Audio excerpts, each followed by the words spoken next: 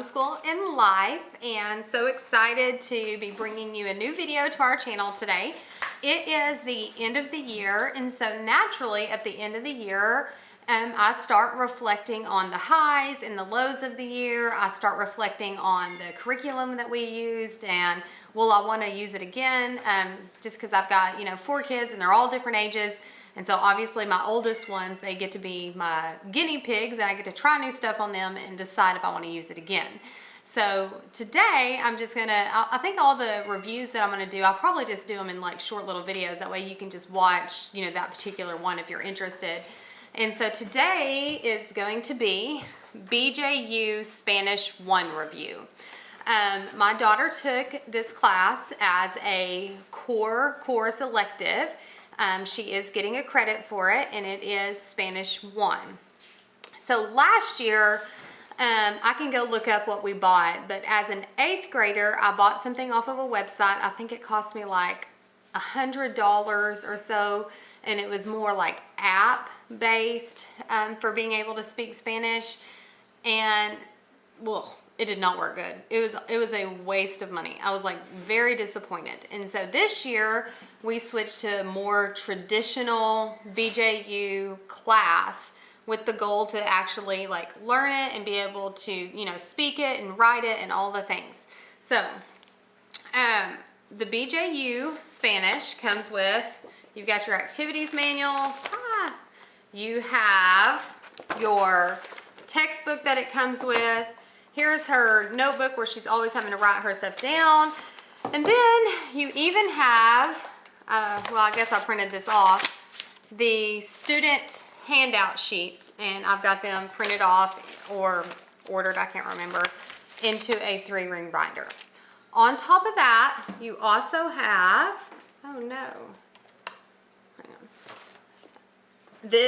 Everything is on the Homeschool Hub. There's different ways to purchase the BJU Spanish. You can purchase it as an online class, like where you have a teacher. You can purchase it as an online course where you are just taking the course and like each day you do your lessons, not like a live class.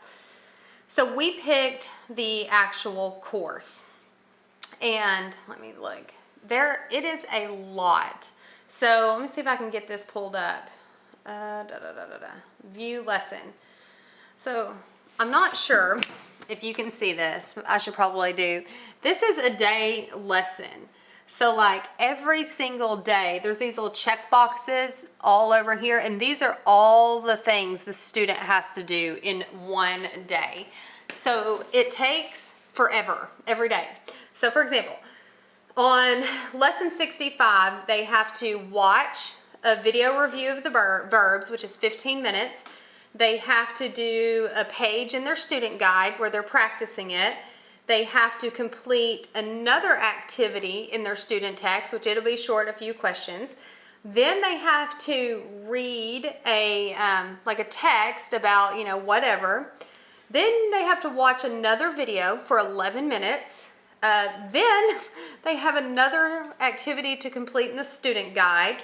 Then you have a listening activity, another listening activity where it's, helping you learn the words and listening to the teacher, an activity guide, something to read, and then, oh, sorry, there's my dog. Something else to, sorry, the UPS man is here and the dog is going crazy. Got to get the dog under control.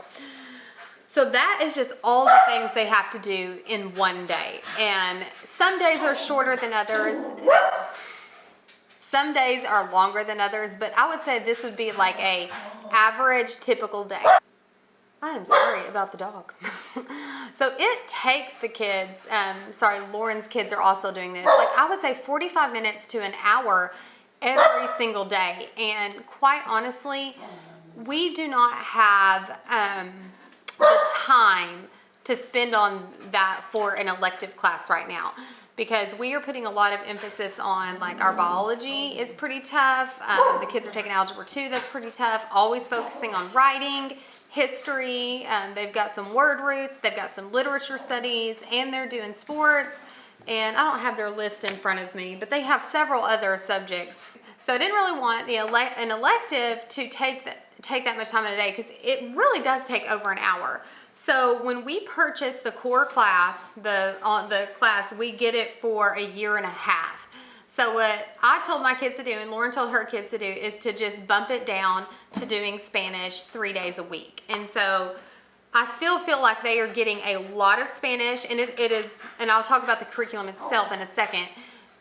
They're getting good stuff, and so it'll just take them 3 years to get their Spanish 1 and Spanish 2 credit, rather than just 2 years.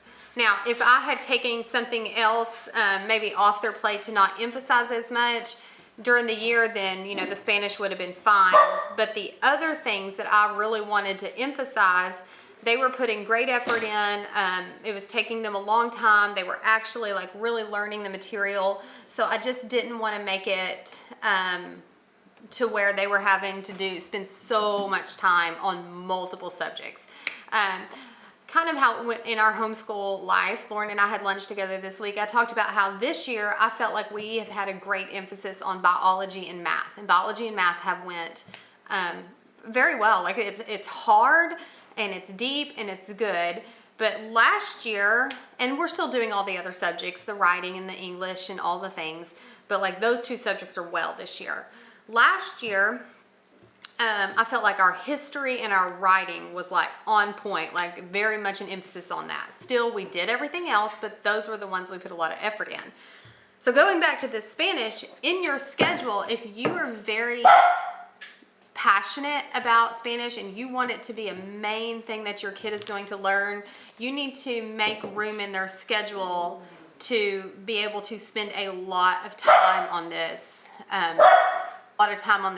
daily, to really, I guess, complete it in 1 year. I still feel like my kids are getting a great Spanish class. This class is better than the one that we did last year, the app. Like, they're actually getting grammar. There's even been phrases that the kids have heard on like TV or other places that they've been able to pick up what they've said. So it is a good course. So, but if Spanish is not important to you, and it's not going to be a great emphasis of yours, this course would probably be a little too much. Or as a parent, you could go into the activities and look at them and just be like, oh, you don't have to do that, don't worry about it. For example, sometimes they would have to research Spanish-speaking countries, and like it would be like a deep dive into that, where it could take you, 2 days to write your paper on it or find out all the information.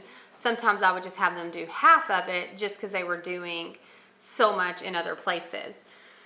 As far as grading and everything can be done on Homeschool Hub. But you as the parent, if you buy the online course, have to go in and manually enter the grades onto their thing.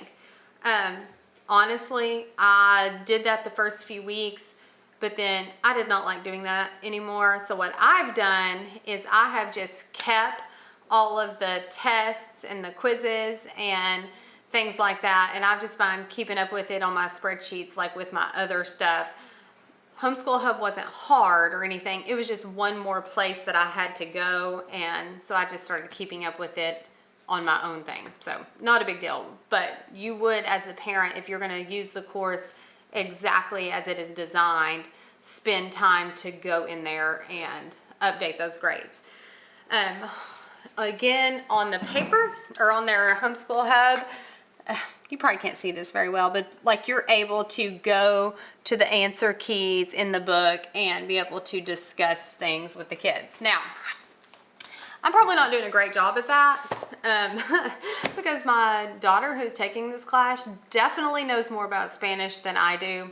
So she actually is teaching me, or sometimes when I'm trying to guide her, she'll be like, Mom, that's not right. And I'm like, you're right. So anyway, I guess that would be my review. I hope that wasn't too all over the place. It is a good course. They will learn, but it is a lot. It is a lot daily. You get it for a year and a half, or instead of finishing it in a year, we're bumping it to a year and a half, which I'm great with. Anyway, so that would be, do I regret taking this one? Absolutely not.